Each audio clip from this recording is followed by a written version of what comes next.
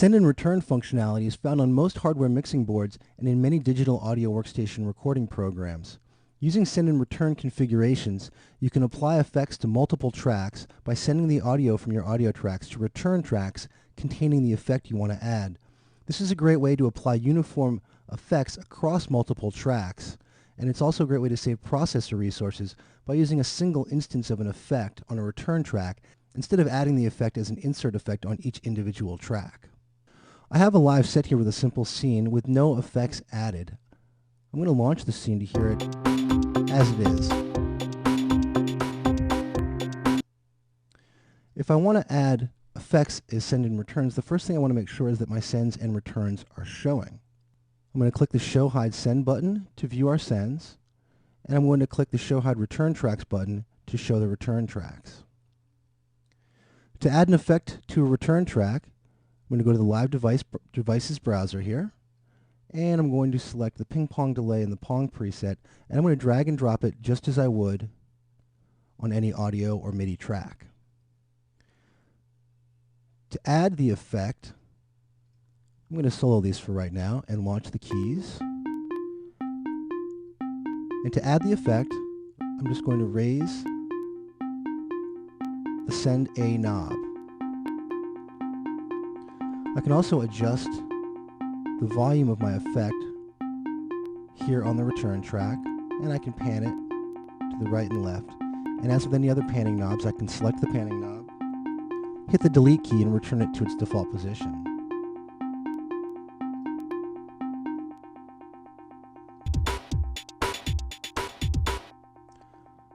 I'm going to add some reverb now to my drum track. Choosing a reverb preset and dragging it on to return B. I'm now going to raise the send B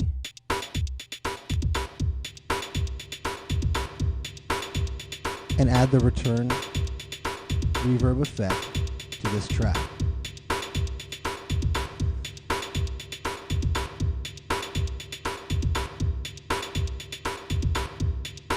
As I mentioned, return tracks are a great way to add effects to multiple tracks. So let's add some reverb to my keys. And now I have the same reverb effect on both tracks.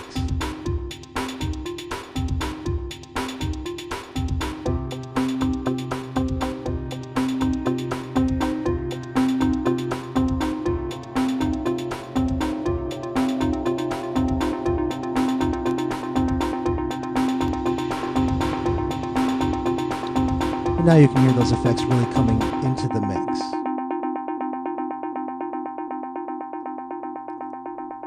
That's quite a long feedback amount. Let's lower that a bit.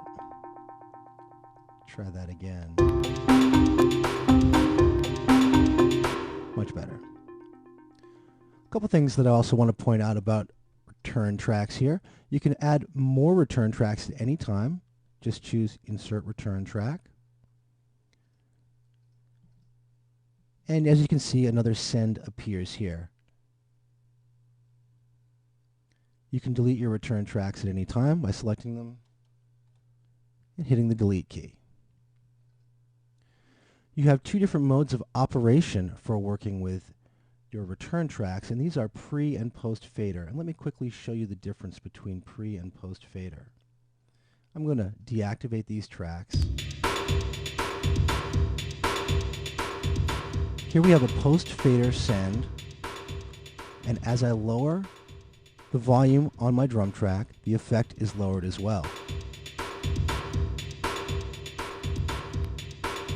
By making this send pre-fader,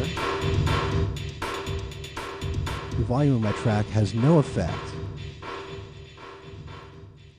I can raise and lower the volume using the fader on the track itself or by using the send.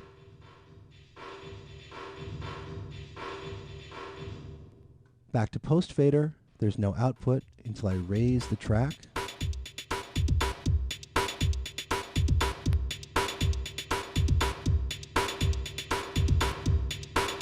And the reverb effect comes in as I raise the send knob and raise the volume on the track itself and the volume the reverb soundtrack. So that's a quick look at Live's send and return functionality, a great way to add effects to multiple tracks in your live sets.